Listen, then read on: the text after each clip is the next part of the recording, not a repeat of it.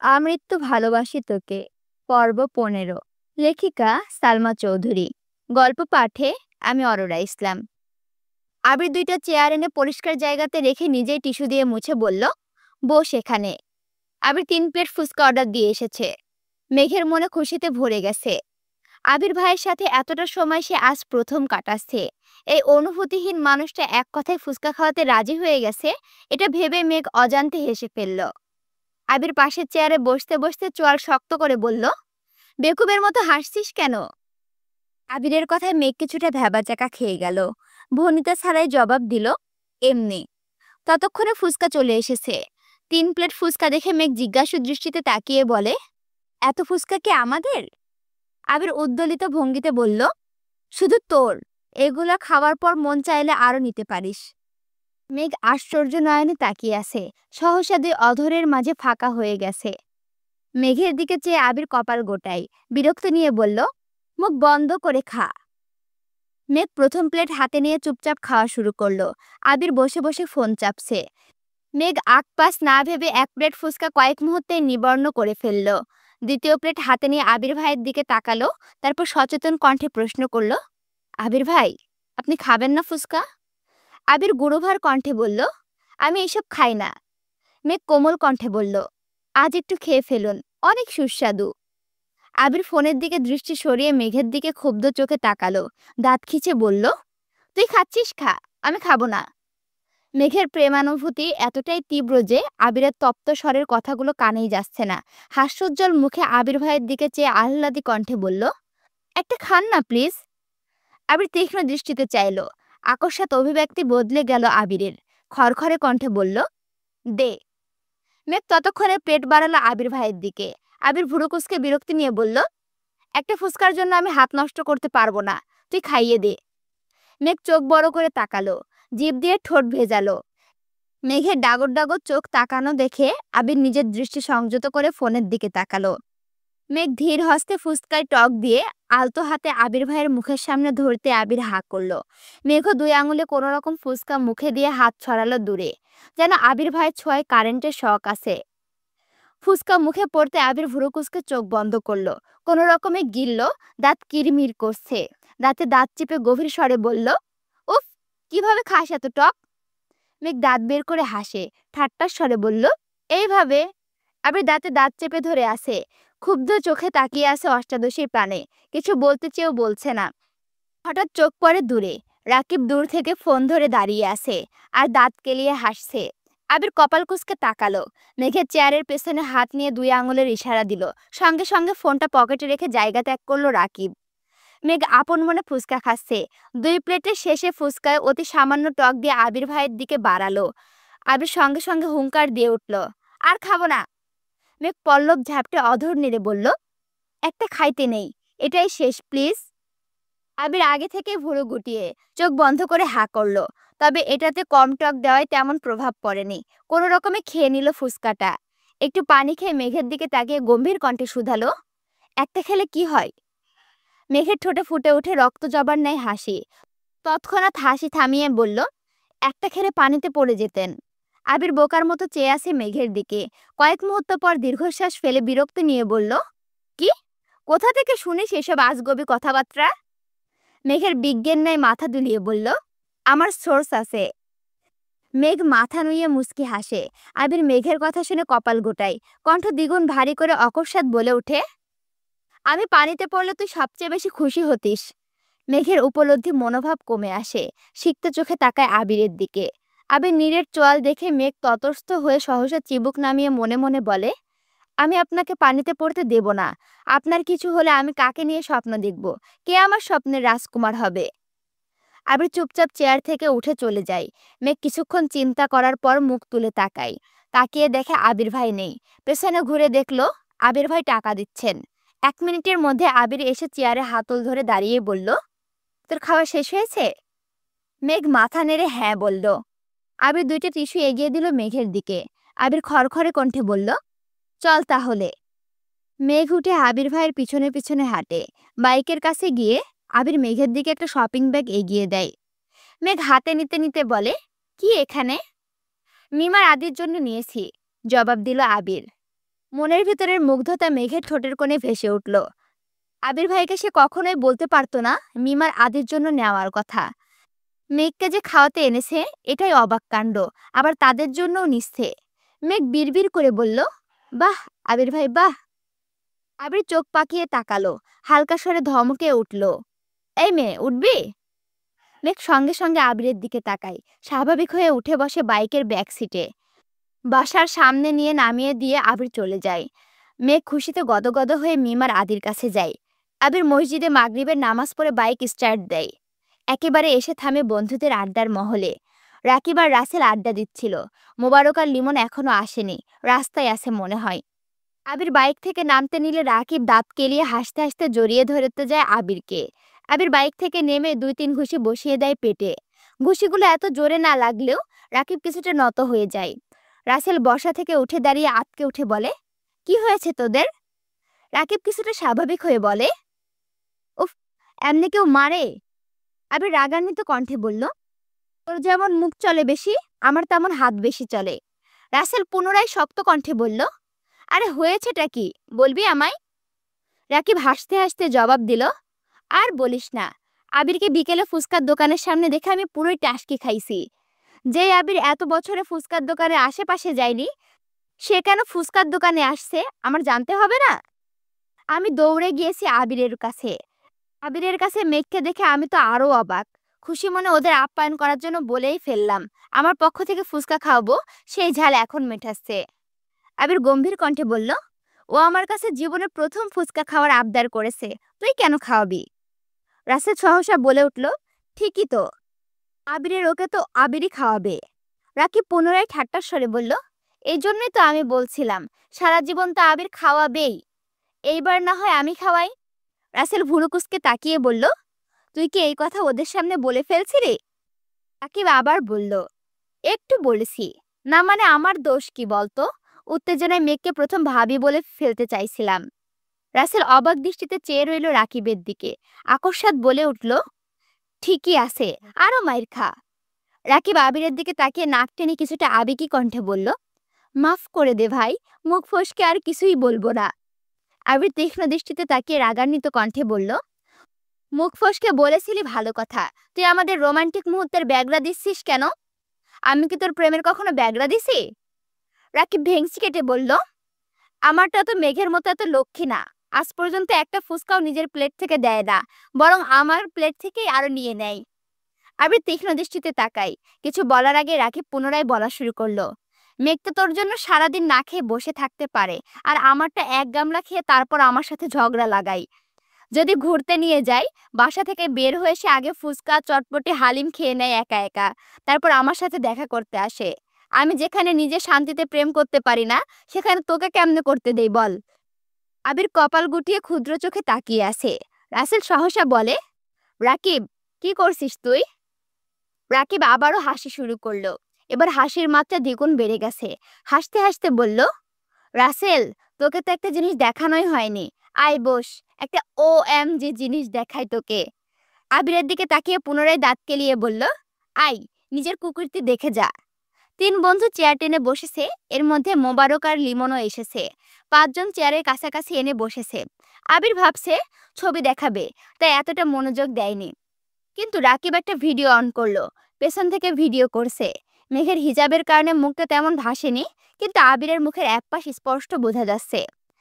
মেঘ আবিরকে মুখে তুলে ফুচকা খাইয়ে দিচ্ছে। এতটুকু দেখে মোবারক আর রাসেল চিৎকার দিয়ে ওঠে, আবির তুই ফুচকা খাচ্ছিস?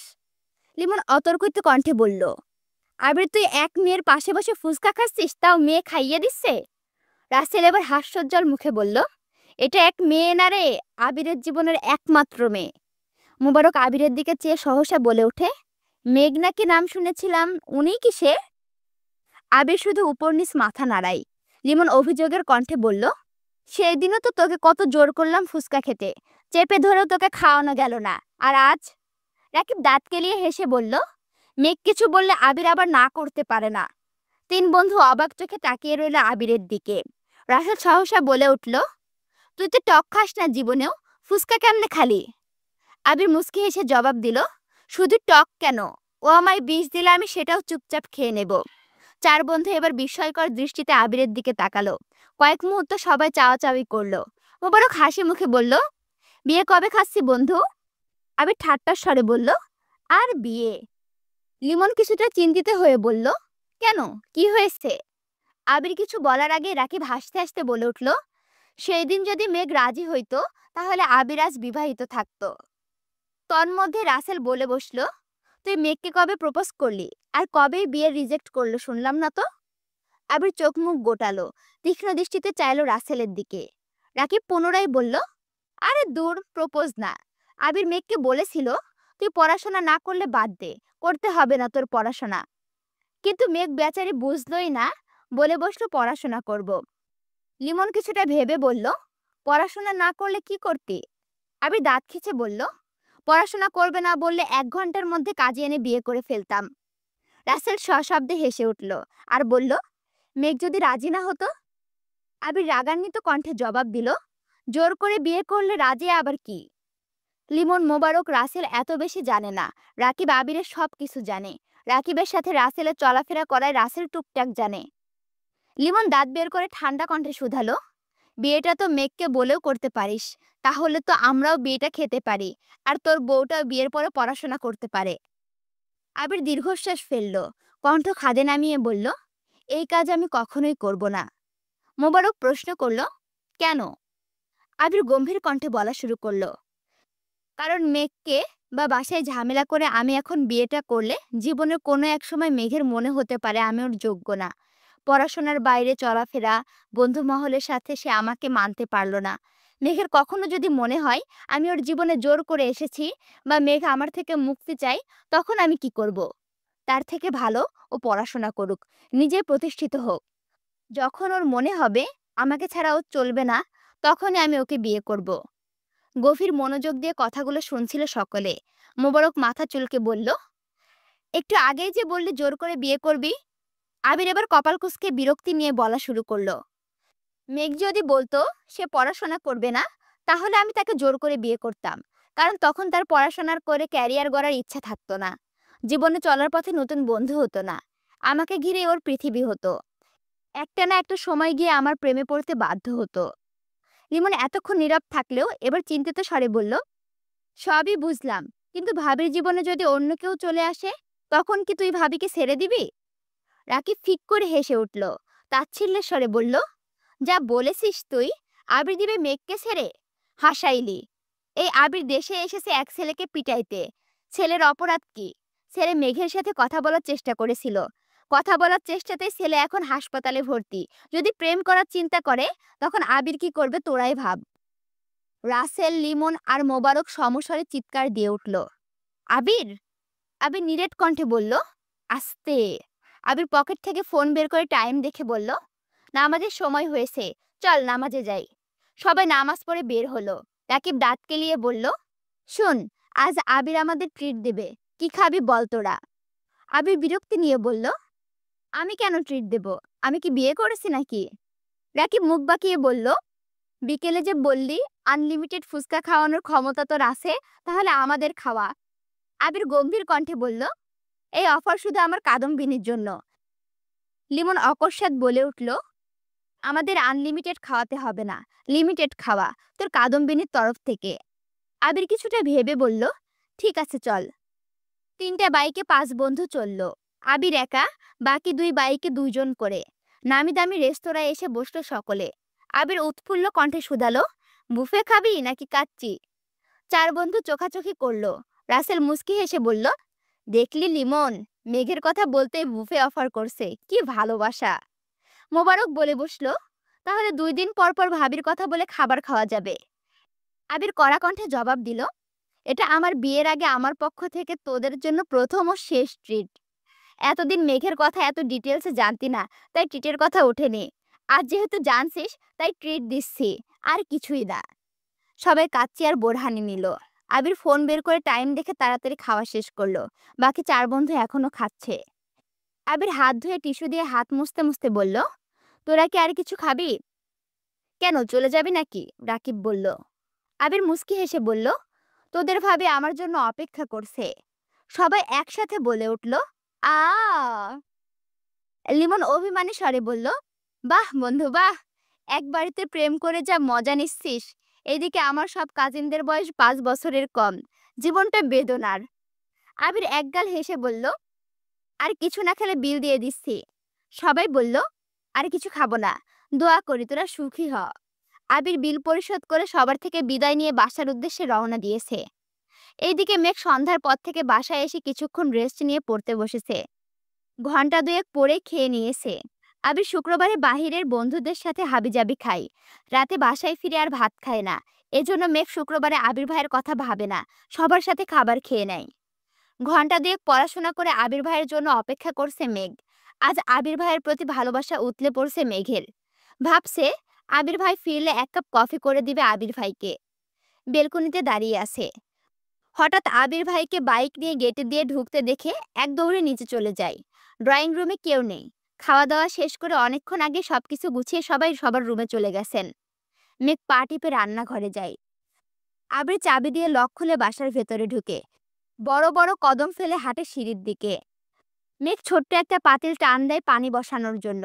এই পাতিলের নিচে আরেকটা পাতিল ছিল, সেটা তার চোখে পড়েনি। পাতিল ফ্লোরে পড়তে জোরে শব্দ হয়। শব্দ শুনে আবির পাশ ফিরল, তাকালো রান্নাঘরের দিকে। মেঘ চোখ বন্ধ করে, এক হাতে পাতিল সহ আরেকটা খালি হাতের আঙুল দিয়ে 2 কান চেপে ধরে আছে। মেঘকে রান্নাঘরে দেখে আবিরের পায়ের রক্ত মাথায় উঠে গেছে। দ্রুত পায়ে হেঁটে গেল রান্নাঘরের দিকে। আবির দাঁতে দাঁত চেপে গভীর কণ্ঠে শুধালো, এখানে কি করছিস? আবির ভাইয়ের কণ্ঠ শুনে কেঁপে ওঠে মেঘ, ভরকে যায় কিছুটা। মনে মনে ভাবছে, যদি বলি আবির ভাইয়ের জন্য কফি করতে আসছি, তাহলে আমি শেষ। নরম স্বরে আস্তে করে মেঘ বলল, কফি খেতে ইচ্ছে হচ্ছিল। আবির সূক্ষ্ম দৃষ্টিতে পরখ করলো অষ্টাদশীর অপাদ মস্তক। গভীর কণ্ঠে বলল, তুই ডাইনিং এ বস, আমি আনছি। মেঘ তটস্থ নজরে চাইল, দৃষ্টি তার নিরেট। কয়েক মুহূর্ত পর পাতিল রেখে ডাইনিং টেবিলের চেয়ার টেনে বসলো। এক দৃষ্টিতে তাকিয়ে আছে রান্নাঘরে। আবির বেসিন থেকে হাত ধুয়ে কিছুক্ষণের মধ্যে 2 কাপ কফি নিয়ে ডাইনিং এ আসলো। 1 কাপ মেঘের দিকে এগিয়ে দিয়ে বসলো মেঘের বিপরীতে। মেঘ আস্তে আস্তে ফু দিয়ে এক চুমুক করে খেলো। সঙ্গে সঙ্গে বিস্ময়কর চোখে তাকালো আবির ভাইয়ের দিকে। তারপর আরেক চুমুক দেয় কফিতে। আবির কফিতে এক চুমুক দিয়ে মেঘের দিকে তাকিয়ে বলল, চিনি ঠিক আছে? মেঘ সহসা উপর নিচ মাথা নাড়ালো। আবির ভুরু নাচিয়ে শুধালো, তাহলে এভাবে তাকিয়ে আসিস কেন?